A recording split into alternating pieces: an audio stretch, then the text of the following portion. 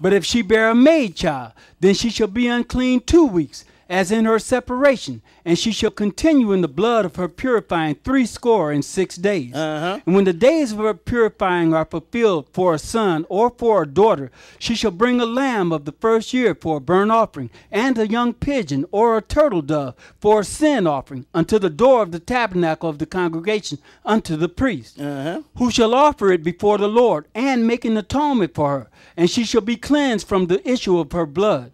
This is the law for her that hath borne a male or a female. Go ahead. And if she be not able to bring a lamb, then she shall bring two turtles or 2 young pigeons, and one for a burnt offering, and the other for a sin offering. And the priest shall make an atonement for her, and she shall be clean. Now, this is what had to be done. And all this had to be done as long as the old covenant was in force. When the woman had a child, the circumcision didn't change. That didn't end. We're going to show you that. That did not end. But then you had to go through the woman. They had to go through all of these rituals here. Had to bring up the offering and all of that. Had to bring the lamb, and then didn't have the lamb. Had to bring the 2 turtle doves or the 2 pigeons and all of that. All that had to be done. You understand what I'm saying? That was the law. Let's go now to Joshua chapter 5, and we'll pick it up at verse 2. Now, we're going to start reading at verse 2. Joshua 5 and verse 2. 5 and 2. Hold on, brother. 5 and 2. All right. Okay. Go ahead and read. At that time the Lord said unto Joshua, Make these sharp knives, and circumcise again the children of Israel the second time. So now he said, because these are dealing with the ones that was born after they had come out of Egypt. Because Israel walked around in the wilderness 40 years. So now, these are, all Israel, all the while they was in Egypt, they were still circumcising their children. Go ahead and read on. It'll tell you. Go ahead and read. And Joshua made him sharp knives, and circumcised the children of Israel at the heel of the foreskins. Go ahead and read. And this is the cause why Joshua did circumcise. Now he's saying this is the reason why Joshua did circumcise. So now again the Lord telling, Moses is dead now. So now the Lord is telling Joshua, circumcise the children of Israel a second time. This is God telling Joshua to do this. Joshua is not deciding to do this. God is telling Joshua. So now, and this is the cause whereby he told him to do that. Go ahead and read. All the people that came out of Egypt that were males, even all the men of war, died in the wilderness by the way, after they came out of Egypt.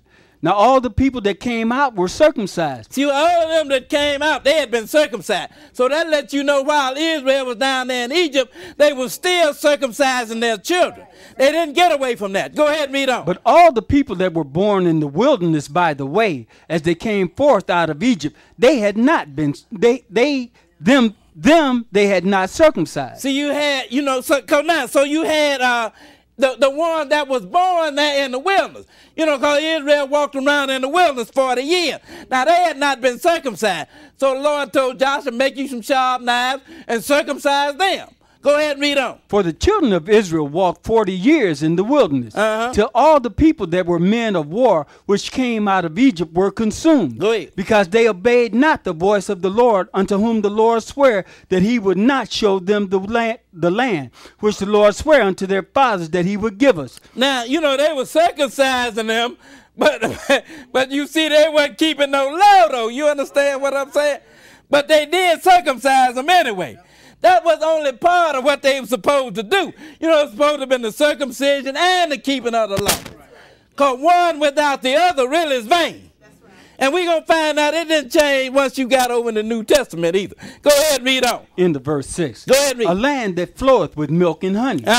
And their children, whom he raised up in their stead, them Joshua circumcised. For they were uncircumcised, because they had not circumcised them by the way. Go ahead and read. And it came to pass, when they had done circumcising all the people, that they abode in their places in the camp till they were whole. Now, so now after Israel came out of Egypt, we found out they were still circumcised them in Egypt.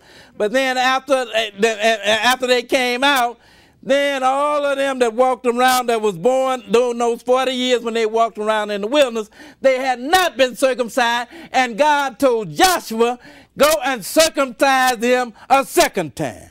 Because they got to be circumcised. You understand what I'm saying? That did not change. Let's go now to Exodus chapter 4, and we're going to pick it up at 24. Exodus 4 and 20. I'm going to show you God's serious about this circumcision thing. Whatever you think about it don't matter. God is serious about it. Yes, sir. Because I'm going to show you this circumcision, it really means something. That covenant that God made with Abraham and with his seed and even with the stranger too. If you don't obey that covenant, you ain't getting in the kingdom. Once you understand the covenant, you're going to either keep the covenant or you ain't getting in the kingdom. Ain't but one other place for you to be. Lord told you if they don't be circumcised, they shall be cut off from his people. Didn't he say that? Yes, that should have told you something right there. You understand what I'm saying? It ain't rocket science if God say God say you will be cut off from his people. That's what God said. Now, whatever argument you come up with, what Paul said or Peter said, it ain't no argument. Yes, sir. God said you will be cut off. I'm going to go with what God said, because I know Peter and Paul, all them are men. That's right, brother. Yes, sir. They ain't got no kingdom to put you in, and they ain't got no fire to put you in either. If God says circumcise or cut off, it's circumcised or cut off.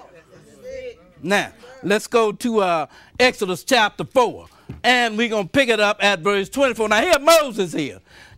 Moses said, you know, when I deal with the prophets, he said, I deal with them in a vision. But he said, my servant Moses, I deal with him face to face. Yes, that is what he thought of Moses. Yes, but I'm going to show you, sir. he's getting ready to kill Moses. He's going to kill him because he didn't circumcise his boys. Now, if he's going to kill Moses, what you think he's going to do to you? Yes, sir. We don't even come close to ranking with Moses. No, sir. Start reading at Exodus 4 and pick it up at verse 24. Exodus 4 and 24. Go ahead and read. And it came to pass by the way in the end that the Lord met him and sought to kill him. Now, this is Moses he's talking about. It came to pass in the way that the Lord met Moses and he sought to kill him. Go ahead and read on. Then Zipporah took a sharp stone and cut off the foreskin of her son and cast it at his feet. Now, this Zipporah, that was Moses' wife. She took a sharp stone and cut off the foreskin of her son and cast it down at Moses' foot. Go ahead and read. And said, surely a bloody husband art thou to me. Go ahead and read. So he let him go. Then she said, So he let him go. And then she said, go ahead and read on. a bloody husband thou art because of the circumcision. Bloody husband thou art because of the circumcision. You ain't circumcised this boy. The Lord sought to kill him. That's what he was going to do with Moses. Think about it. Now, let's go to Luke chapter 2, and we'll pick it up at verse 21. Now, when Jesus came in the flesh, they were still under the old covenant. You remember what had to be done under the old covenant. You had to be circumcised the 8th day. Then the woman had to go, after her days of cleansing and all that, she had to go and make up the offering and all of that stuff. And that had to be done because that was the law that God gave unto the people. So it had to be done. Let's start reading here at Luke chapter 2.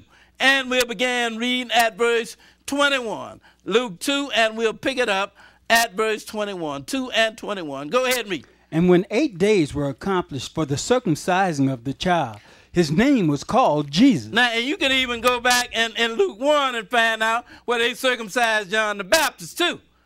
So now, and when the 8th day was come, and then it was time for the circumcision of the child, they called his name Jesus. Go ahead and read. Which was so named of the angel before he was conceived in the womb. Go ahead and read. And when the days of her purification according to the law of Moses were accomplished. Well, and when the days of her purification according to, what did it say here? According to the law of Moses. But whose law was it?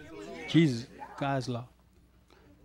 The Lord spake unto Moses and told Moses to tell the people, circumcise the child, and then the woman after the days of her cleansing, then go and offer up the offering. So they call it the law of Moses because God gave it to Moses for Moses to give to the people, but it was not Moses' law. But it was called the law of Moses. You understand? Go ahead and read. End of 22. Go ahead. They brought him to Jerusalem to present him to the Lord. As it is written in the law of the Lord. Go ahead. Every male that openeth the womb shall be called holy to the Lord. And to offer a sacrifice according to that which is said in the law of the Lord. See what's the, and now they got it right. And to offer a sacrifice according to that which is said of the Lord. Go ahead and read on. A pair of turtle doves or 2 young pigeons. So that's what the law said, wasn't it? Yes, sir. So now then you had the circumcising. Then after the cleansing of the woman, then she had to offer the law. You had 2 things working. You had the circumcising and the offering that followed after the cleansing.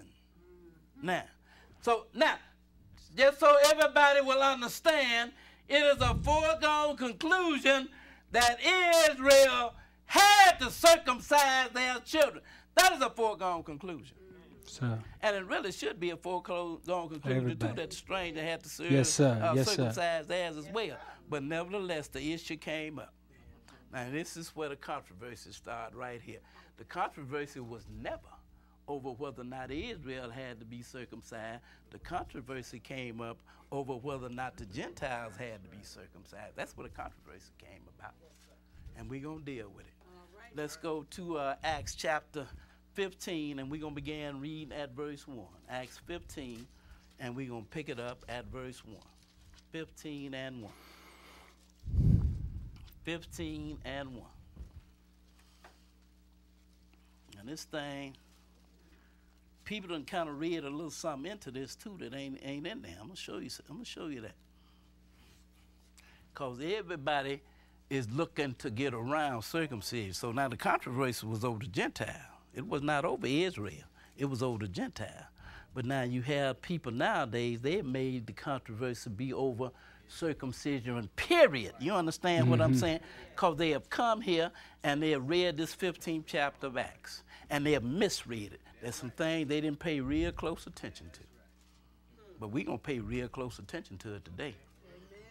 Let's start reading at Acts 15, and we'll begin reading at verse 1. 15 and 1. Go ahead and read. And certain men which came down from Judea taught the brethren and said, Except ye be circumcised after the manner of Moses, ye cannot be saved. Now he said, except you be, this is what they taught the people. They was talking to Gentiles here, and they was telling them, except you be circumcised after the manner of Moses, ye cannot be saved, which I agree. Go ahead and read on. When therefore Paul and Barnabas had no small dissension and disputation with them, they determined that Paul and Barnabas and certain other of them should go up to Jerusalem unto the apostles and elders about this question. And being brought on their way by the church, they passed through Phoenicia and Samaria, declaring the conversion of the Gentiles, and they caused great joy unto all the brethren. Go ahead. And when they were come to Jerusalem, they were received of the church and of the apostles and elders, and they declared all things that God had done with them. You know, they rejoiced, and they've gone down there, they preached to the Gentile, and a lot of the Gentiles they had converted, so they went back rejoicing, telling the elders and all those apostles that was there at Jerusalem how great things God had worked by their hand. Go ahead and read on, though. But there rose up certain of the sect of the Pharisees which believed, saying. Now he said there rose up certain of the sect of the Pharisees, but he said they believed. That's right. You know what I'm saying? So there was some that believed, but I'm going to show you they was still kind of holding on to some of that old stuff, though. Because, you know, all the stuff was good about the going and doing the offering and all of that stuff after the cleansing of the woman. All that was still good when Jesus came on the scene. But after Jesus died, that wasn't good anymore. You know, he nailed all that animal killing to the cross. But now these believe. Go ahead, and you know, and they spoke to the people saying, go ahead and read on. Middle of verse 5. Go ahead. That it was needful to circumcise them and to command them to keep the law of Moses. Wait a minute, he said it was needful to circumcise them. And it said to keep the law of Moses. So now, nobody paying attention here, but they brought in another thing here. They didn't say it was needful just to circumcise them, but to keep the law of Moses as well. So you got two things working here. You got the circumcision working here, and you got the keeping of the law.